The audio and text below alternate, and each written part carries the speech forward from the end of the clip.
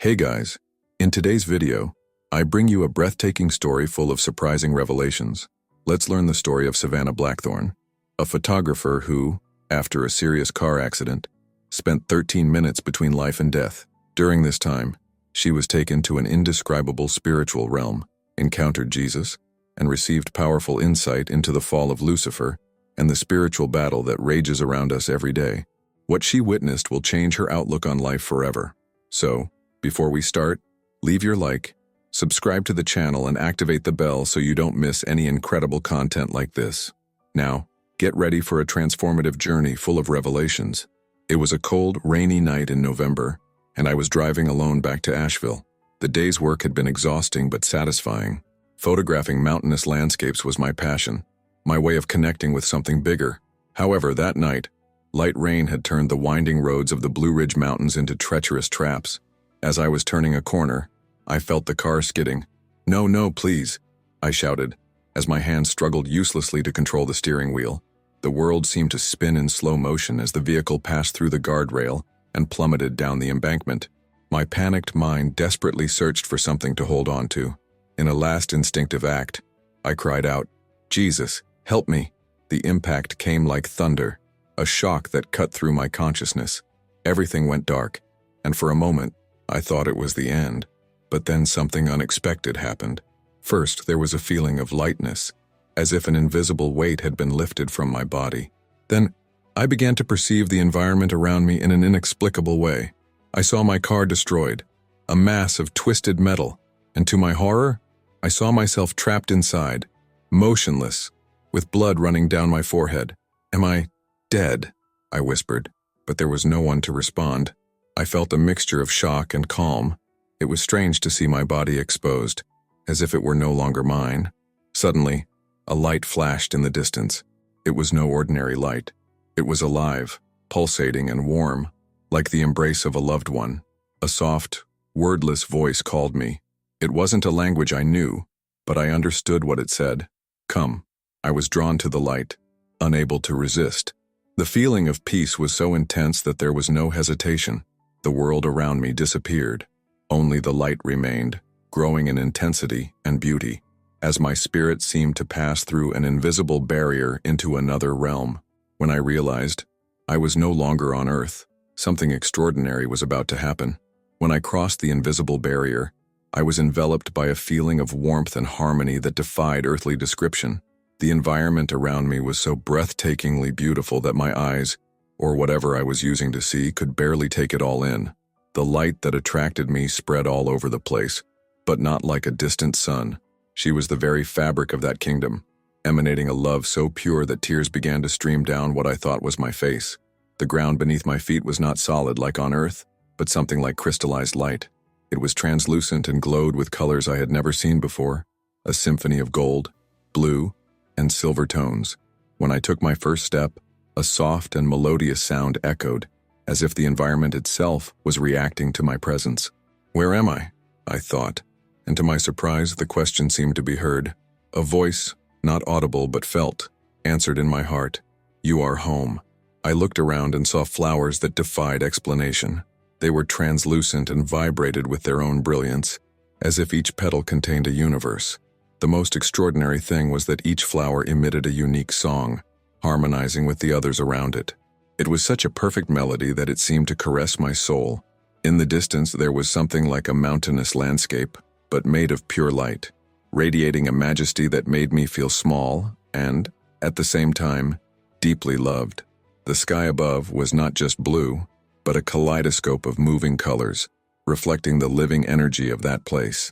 I walked, or perhaps floated, through that wonderful scenery. Everything around me seemed to interact with me, as if that realm was alive and conscious. For a moment I closed my eyes, trying to contain the overwhelming emotion, but the love and peace were so intense that there was no way I could ignore it. "Is this heaven?" I thought again, and again the answer came. "You are close to the throne." These words filled me with deep reverence. I didn't know what would come next, but it was clear that this was just the beginning of something much bigger. As I walked through that elusive realm, I began to notice glowing shapes all around me.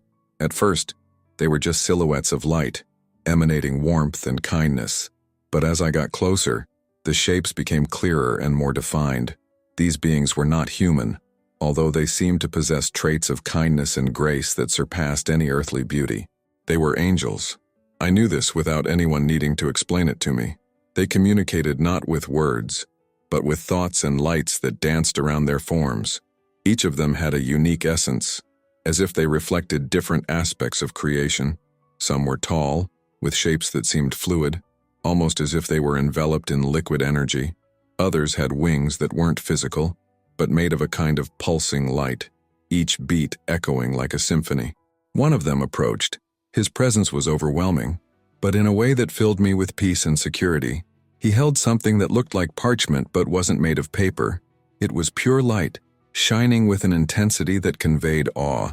"Savannah," he said, but not with words. His voice felt like a melody that vibrated inside me, filling every part of my being. "You are here to learn, to understand what true battle is." "Battle?" I asked, confused, as I tried to absorb what he was saying. Another angel approached, carrying what appeared to be a musical instrument. He was smaller in stature, but his light had golden and silver hues that moved in mesmerizing patterns. He played a single note on the instrument, and in that sound, visions began to form around me. I saw scenes of love, forgiveness, and humanity in its purest form. But I also saw shadows, darkness trying to smother the light, spreading pride and despair. The angels began to guide me toward an opening, where an even brighter light seemed to call. "You will see what you must see," one of them said. "But remember, your journey doesn't end here." With every step I took, I realized that these beings were not only guiding me, but also fighting for something greater, a cause that transcends anything I could ever understand. And then before me, the light took shape. Someone was there, waiting for me. As the light took shape before me, I realized that I was standing before someone who transcended all my expectations. It was Jesus, not as I had imagined in paintings or book descriptions, but a living presence, radiating love and compassion so intense it seemed impossible to bear. His eyes were the first thing I noticed. They were deep, infinite, as if they contained the universe itself. As I looked at him, I felt as if every part of me was known, not just the good ones, but also the flaws, the doubts, and the deepest pains. The most incredible thing was that, even knowing all this, he didn't judge me. On the contrary, it seemed that his love became even stronger. "Welcome, Savannah," he said, his voice like a gentle melody that healed something inside me. "You were called to this place to see, learn, and share." I fell to my knees. It wasn't something I planned to do, but a reflection of the awe I felt. I'm not worthy," I muttered, unable to hold back the tears. Jesus knelt beside me and gently lifted my face. His touch was like fire and water at the same time, purifying and comforting. "It's not about dignity, it's about love. You need to understand how much you are loved, Savannah, so you can take that truth back to the world." He then extended his hand and, in a gentle gesture, asked me to follow him. When I stood up, the landscape around us began to change. It was no longer just the heavenly realm of peace and beauty. Now I saw something bigger. I saw a throne in the distance, shining with a light that seemed to pulse with the essence of all creation. Celestial beings surrounded the throne, singing in such sublime harmony that just listening to it, I felt my spirit expand.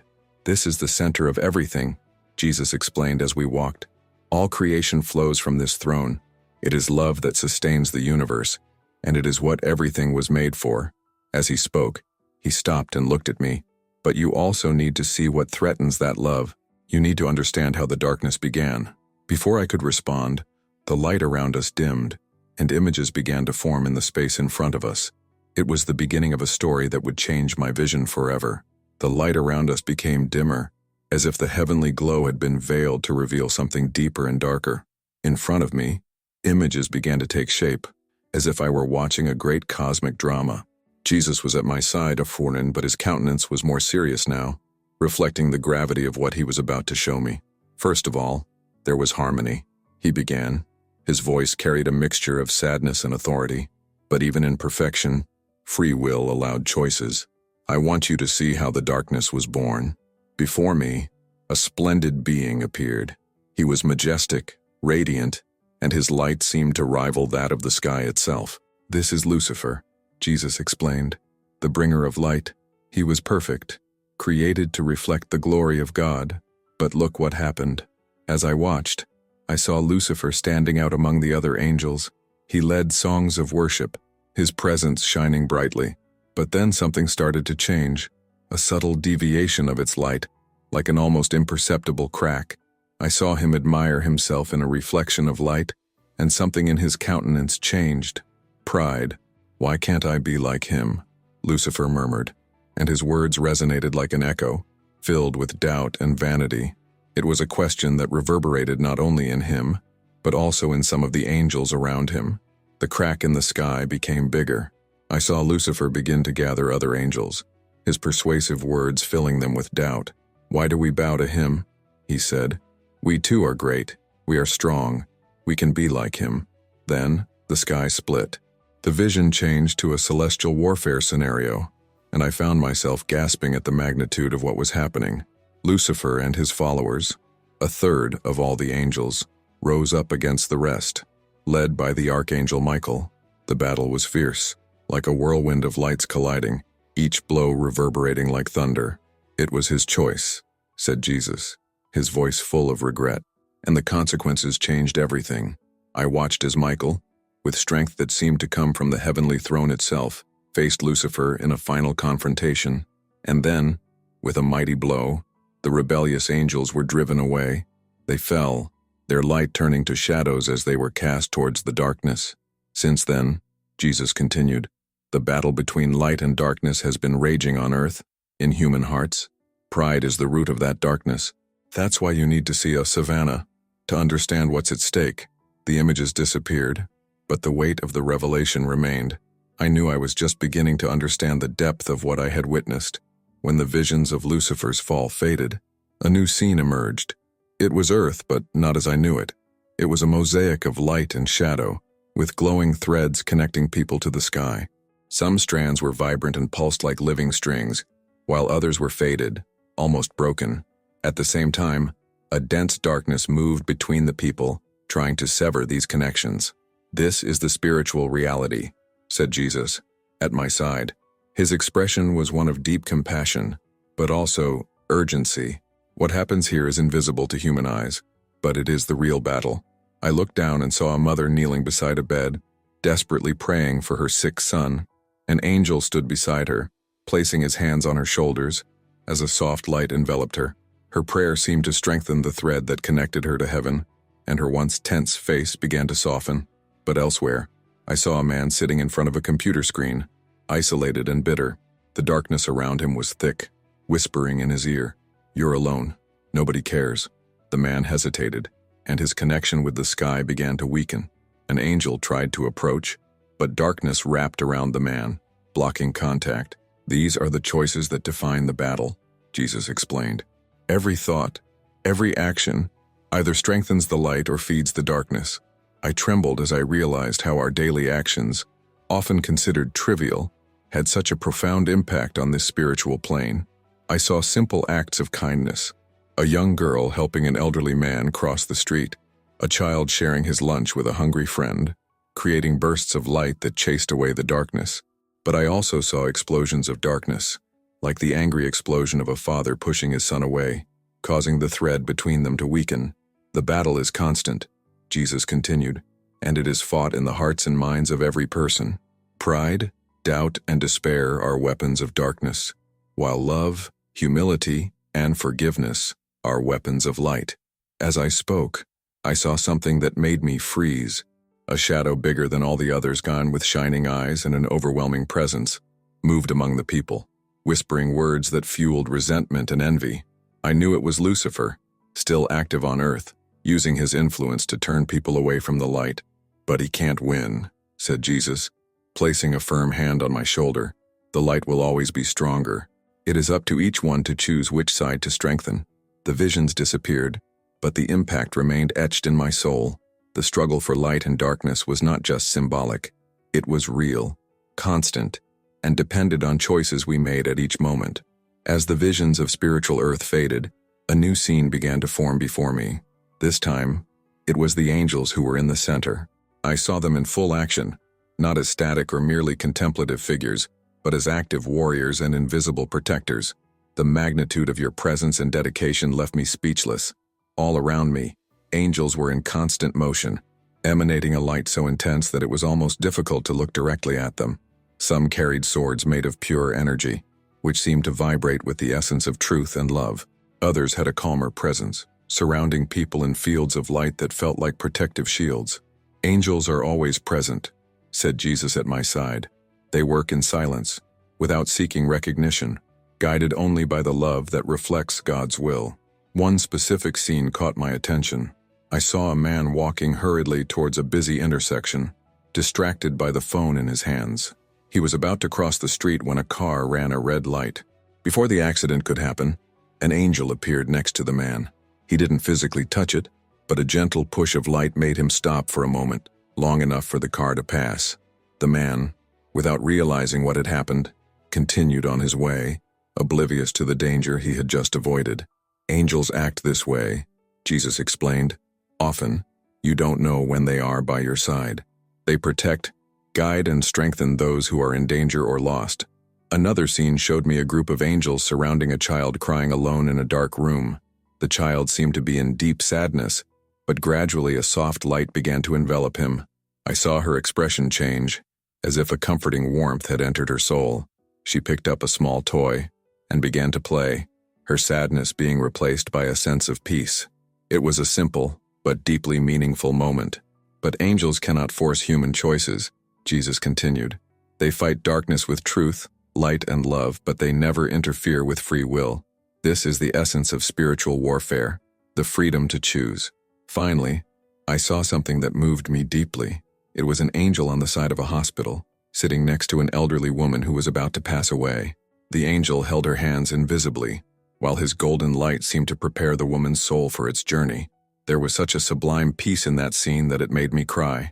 You also have angels watching over you, Savannah, Jesus said, and they're there for you, even when you don't feel them. These words echoed in my heart as the visions disappeared. Now, more than ever, I knew that God's love and care were present in every moment, even the most difficult ones.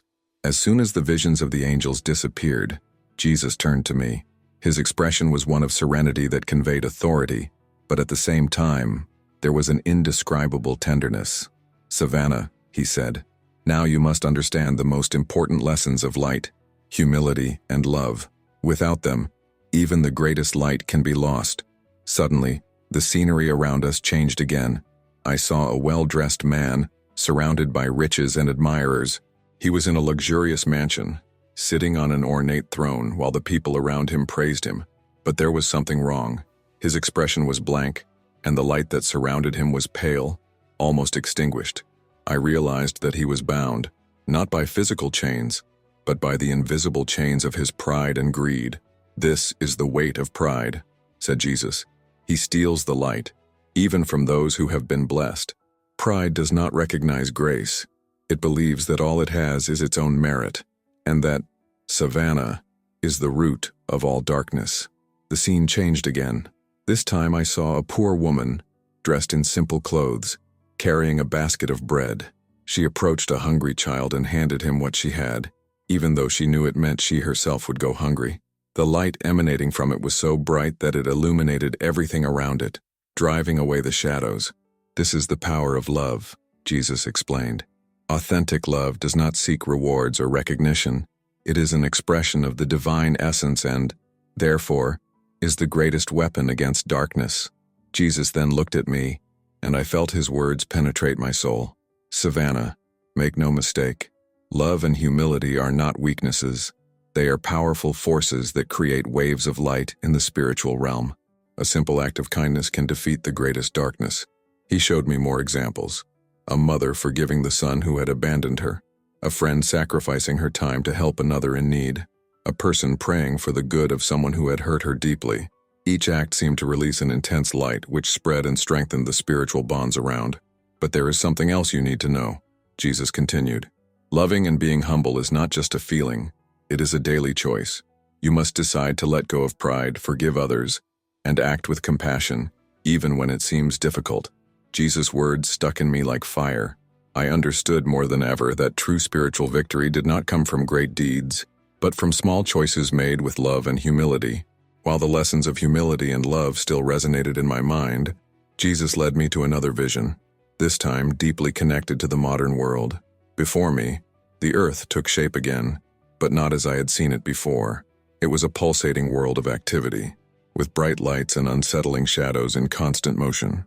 At the center of this vision were images of computer screens, cell phones, and social media, tools that, to my surprise, were intertwined with people's spiritual choices. These are the tools of their time, Jesus explained, pointing to the floating images of digital devices. They have immense potential, both for light and darkness. As he spoke, I saw a young woman sitting alone in a dark room, endlessly scrolling through social media. Every image and post seemed to throw little sparks of darkness around him. Comparison and envy enveloped her like a dense cloud, blotting out the glow of her spiritual connection. But look at the opposite, said Jesus, waving his hand. The scene changed to a man recording a video with a message of hope, encouraging his viewers to choose kindness and compassion.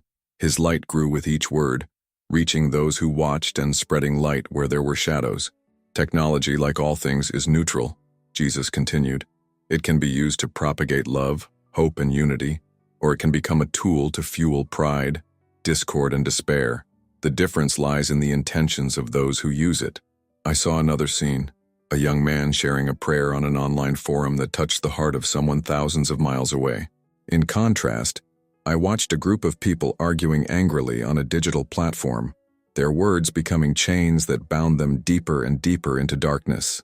The modern world offers endless distractions, Jesus explained. But just as the darkness tries to use these tools, you must use them to bring light. A message of love can reach millions, but it can also be drowned out by negativity. It is up to you to decide how you will use what you have been given. The view changed again, showing families gathered in silence, everyone with their eyes fixed on their cell phones, ignoring each other. Modernity can alienate spiritual and human connections, but it can also strengthen them if used with purpose. So what's the answer? I asked, feeling the gravity of what I saw. Intention. Savannah, said Jesus. Be intentional. Choose to use the tools of your time to spread light and strengthen connections. Remember, even a small light can shine brightly in the greatest darkness. Those words stuck with me. For the first time, I saw technology not as something neutral, but as an extension of human choices, with the power to shape the spiritual world in unimaginable ways. After all the visions and lessons I witnessed, the scenario around me began to change. The light that permeated the room became more intense, as if the spiritual realm itself was pulsing with new energy. Jesus turned to me, and his gaze carried both love and seriousness. The time has come for you to return, Savannah, he said, with the same tenderness I felt from the beginning. Your journey here was no accident. You were brought to learn, to see, and most of all, to share what you saw with the world. My heart sank. I don't want to go back, I confessed, and with tears in my eyes. It's perfect here. It's where I feel like I belong. Jesus smiled softly, but his expression reflected understanding. I know, Savannah, many who come here feel the same way, but your mission is not over. What you experienced must be shared, because there are many who live in darkness and need the light you now carry. He placed his hand on my shoulder, and suddenly, everything I had seen began to flash before me once again, as if it were a final reminder. The heavenly realm of peace and harmony, the angels working tirelessly, the fall of Lucifer and the spiritual battle on earth, the lessons of humility and love, and the impact of human choices. It was all there, engraved in my soul.